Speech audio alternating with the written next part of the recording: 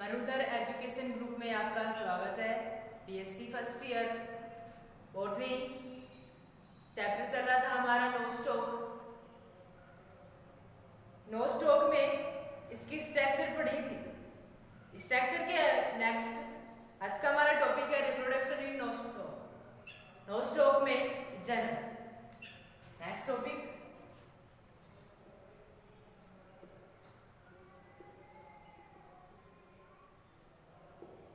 No stock में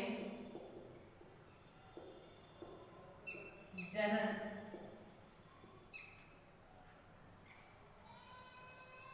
reproduction की हम बात करें कि आनुवंशिक पदार्थ नो स्टॉक में डीएनए के रूप में पाया जा रहा है।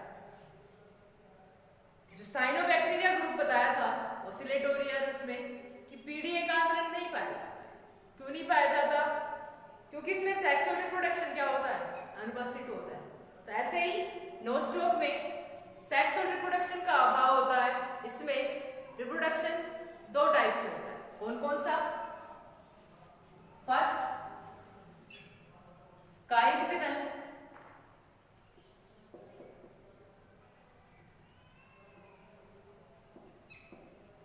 और नंबर दूसरा अलैंगिक जनन।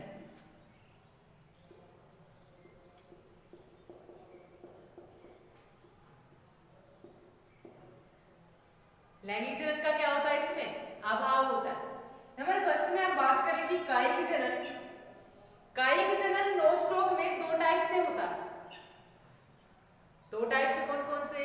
फर्स्ट इसमें विखंडन द्वारा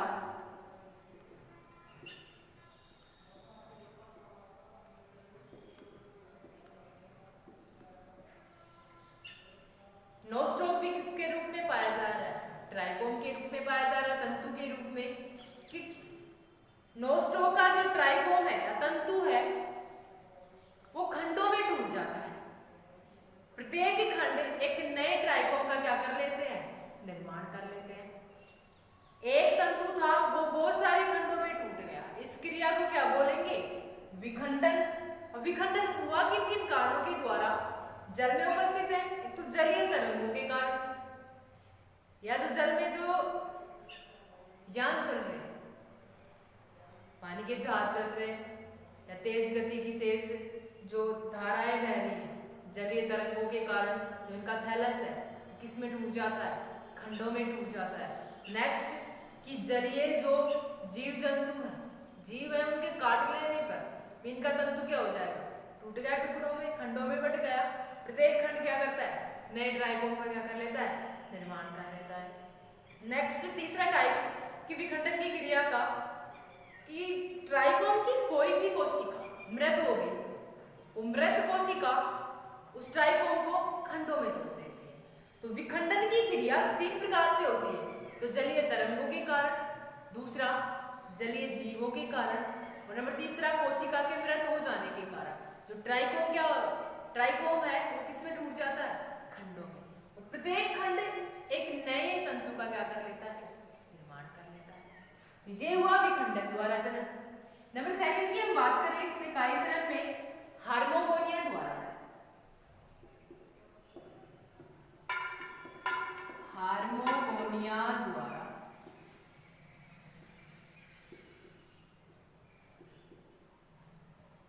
हार्मोगोनिया में क्या होगा?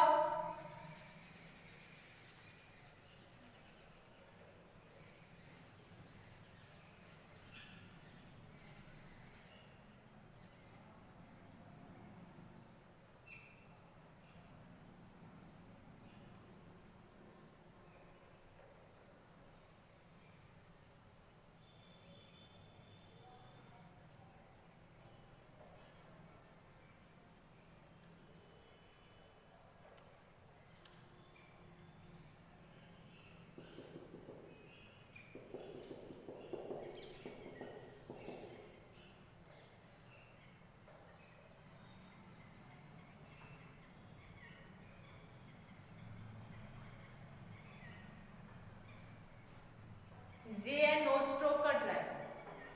नो स्टॉक में ये पाई जाती है विशिष्ट प्रकार की संरचना होती है जिसे क्या बोलते हैं? हेटेरोसिस्ट। ये पाई ही जाएगी नो स्टॉक में। नेक्स्ट हम बात कर रहे हैं हार्मोगोनिया की, कि ट्राइकोम की कोई भी एक कोशिका, कोई भी एनिमल, कोई भी एक कोशिका क्या हो जाती है, मृत हो जाती है। मृत हो गई, इससे ऊपर वाली कोशिका और नीचे वाली कोशिका इस पर क्या करती है, दाब डालती है। दाब डालने के कारण इस कोशिका की जो संरचना है वो कैसी हो जाती है, उभयो अवतली हो जाती है।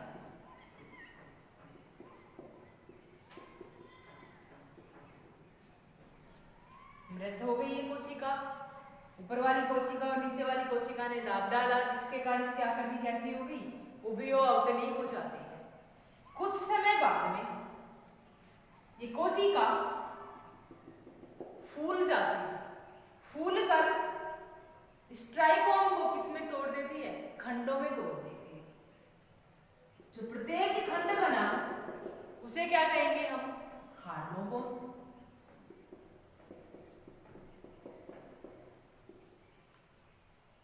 जनन कौन सा है, हार्मोगोनिया द्वारा। कोशिका मृत हुई, मृत होने के बाद में क्या होगी, वो फूल गई। फूलने के कारण ट्राइकोम था वो खंडों में टूट गया। जो खंड बने उन्हें क्या बोल रहे हैं हम, हार्मोगोन। ये हार्मोगोन विभाजन करके नोस्टॉक के नए तंतुकार या नए थैलस का निर्माण कर लेते हैं। तो ये हुआ नोस्टॉक में कायिक जनन।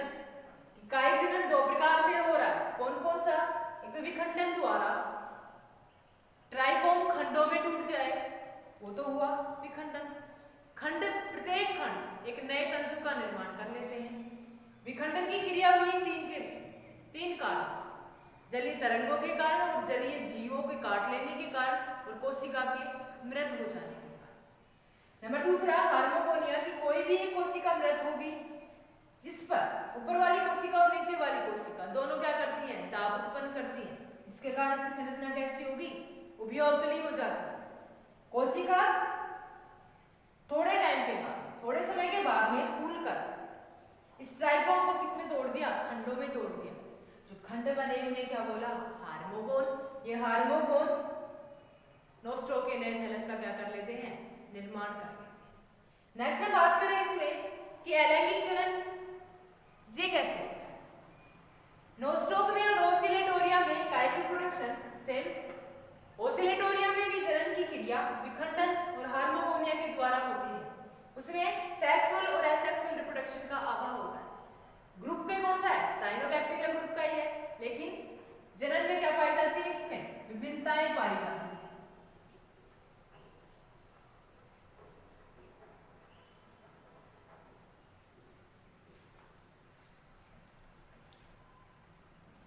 एसेक्सुअल रिप्रोडक्शन कि एसेक्सुअल रिप्रोडक्शन हमेशा प्रतिकूल परिस्थितियों में होता है। प्रतिकूल परिस्थितियों में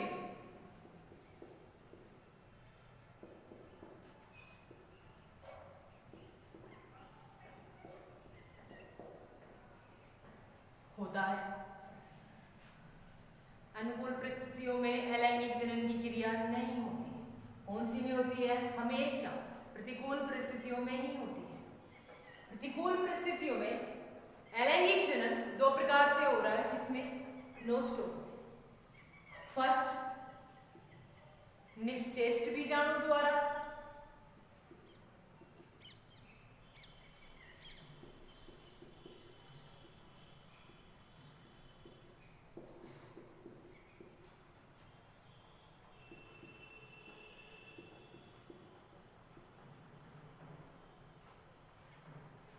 अब ये क्या होते हैं कि नोस्टॉक के ट्राइकोम की कोई भी कोशिका प्रतिकूल परिस्थितियों में अपने चारों ओर सेल वॉल का मोटा आवरण बनाती है। आवरण तो होता है, लेकिन इस कोशिका जिसकी हम बात कर रहे हैं, जो कि किसका निर्माण करेगी, बीजाणुओं का, वो कोशिका मोटा आवरण बना लेती है। मोटे आवरण के साथ साथ में खाद्य पदार्थ को क्या करती है, संचित करती है। खाद्य पदार्थ को स्टोर किया, मोटा आवरण बना लिया, उसमें बीजाणुओं का निर्माण होता है उस कोशिका में।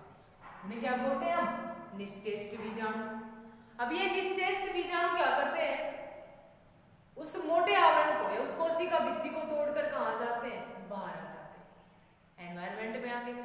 वहां पर ये प्रत्येक बीजाणु क्या करते हैं, नए नोस्टोक के ट्राइकोम का क्या कर लेते हैं, निर्माण कर लेते हैं। इसमें प्रतिकूल परिस्थितियों में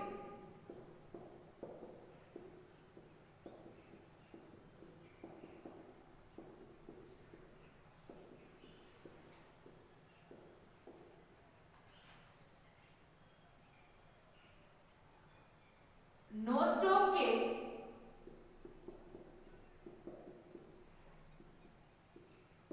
ट्राइकोम की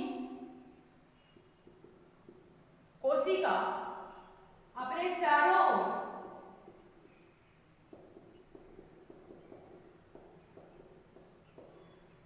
मोटे आवरण का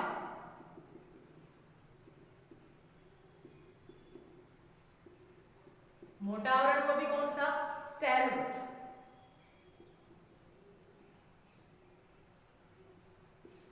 मोटे आवरण का निर्माण करती है।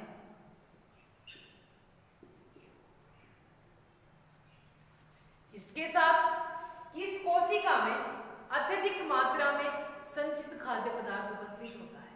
यह कोशिका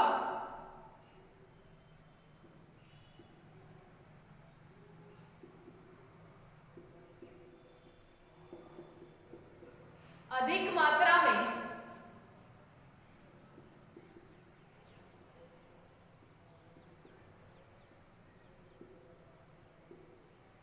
खाद्य पदार्थ को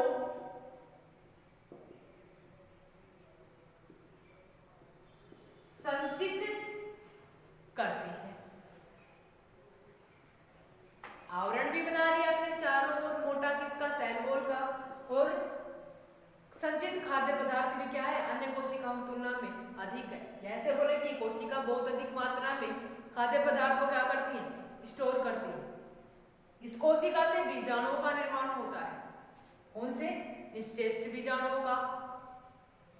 जैसे ही बीजाणुओं का निर्माण हुआ है, कोशिका उस आवरण को, जो मोटा आवरण बनाया था सेल वॉल का, उसको तोड़कर कहाँ जाते हैं, बाहर आ जाते हैं। बाहर ये प्रत्येक बीजाणु क्या करते हैं, नए ट्राइकोम का निर्माण कर लेते हैं। किसके के, नोस्टोक के।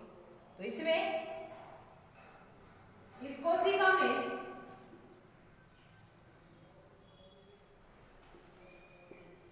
बीजाणुओं का निर्माण होता है।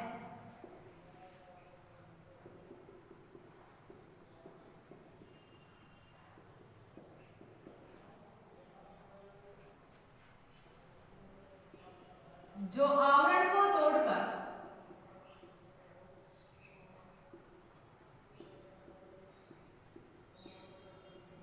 बाहर आ जाते हैं।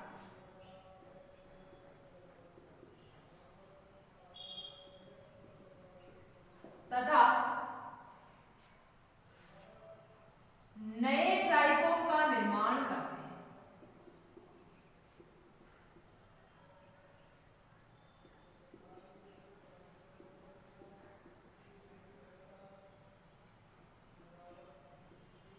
जैसे ही मोटे आवरण को तोड़कर बाहर आए एनवायरमेंट में, बने कौन सी परिस्थिति में, प्रतिकूल परिस्थिति में। अनुकूल परिस्थिति आने पर ये बीजाणु क्या करेंगे, विभाजन करके नए ट्राइकोम का निर्माण कर लेते हैं। डायग्राम देखिए इसका।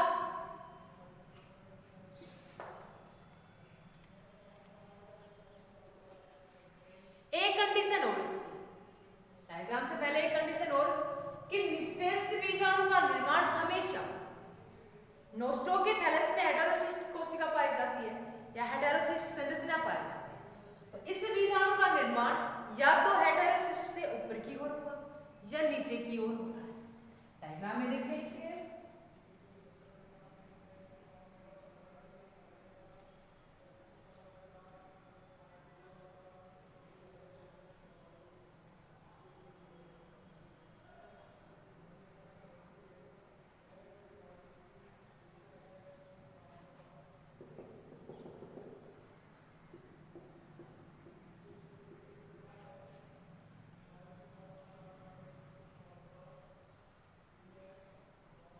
ये ट्राइकोम है किसका? नोस्टोक का। ये वाली संरचना क्या कहला रही है? हेटेरोसिस्ट।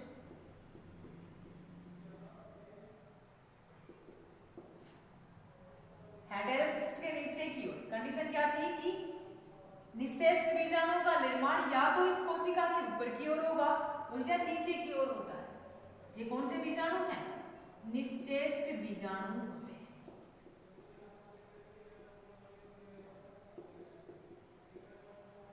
पहले ये भी इसी की तरह एक कोशिका थी। जैसे ही प्रतिकूल परिस्थिति आई, इस कोशिका ने अपने चारों ओर मोटे आवरण का निर्माण किया। कोशिका भित्ति का मोटा आवरण बनाया। नंबर दूसरा, बहुत अधिक मात्रा में खाद्य पदार्थ को क्या किया? संचित किया। आवरण को तोड़ा, ये बीजाणु बने। इन बीजाणु ने आवरण को तोड़ दिया। तोड़ने के बाद ये बीजाणु बाहर आ जाते हैं एनवायरमेंट में। जैसे अनुकूल परिस्थिति आई, ये बीजाणु नए थैलस का निर्माण कर लेते हैं, या नए ट्राइकोम का या नए नोस्टोक का क्या कर लेते हैं? निर्माण कर लेते हैं। ये हुआ निश्चेष्ट बीजाणु द्वारा जनन। नेक्स्ट इसमें दूसरा टाइप,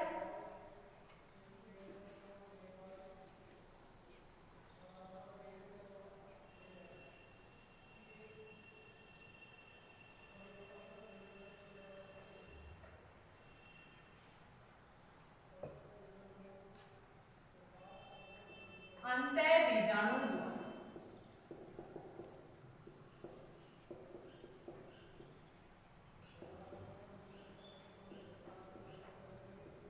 अंतः बीजाणु में क्या होगा?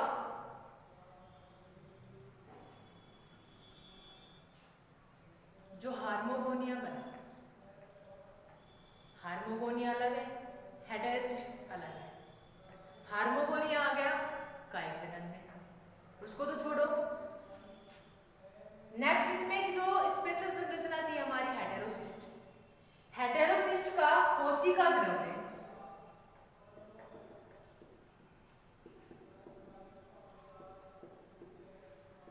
का कोशिका द्रव्य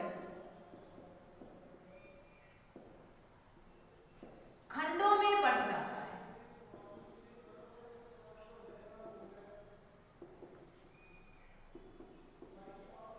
कौन सी परिस्थितियों में? प्रतिकूल परिस्थितियों में। हेटेरोसिस्ट का जो कोशिका द्रव्य था वो छोटे छोटे खंडों में बंट गया और उन खंडों ने किसका निर्माण कर लिया? बीजाणुओं का।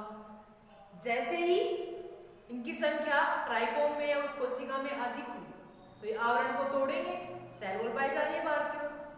उस आवरण को तोड़कर ये बीजाणु इन निश्चेष्ट बीजाणु के समान ही कहाँ जाएंगे? एनवायरमेंट में आ जाते हैं। एनवायरमेंट में जैसे ही आए, अनुकूल परिस्थिति आई, वापस से किसका निर्माण कर लेंगे? नए नोस्टोक का निर्माण कर लेते हैं। तो ये हुआ अंतः बीजाणु द्वारा जनन। अंतः बीजाणु में क्या होगा? हेटेरोसिस्ट का कोशिका द्रव्य खंडों में बढ़ जाता है और वो खंड किसका निर्माण करते हैं? अंतः बीजाणु का।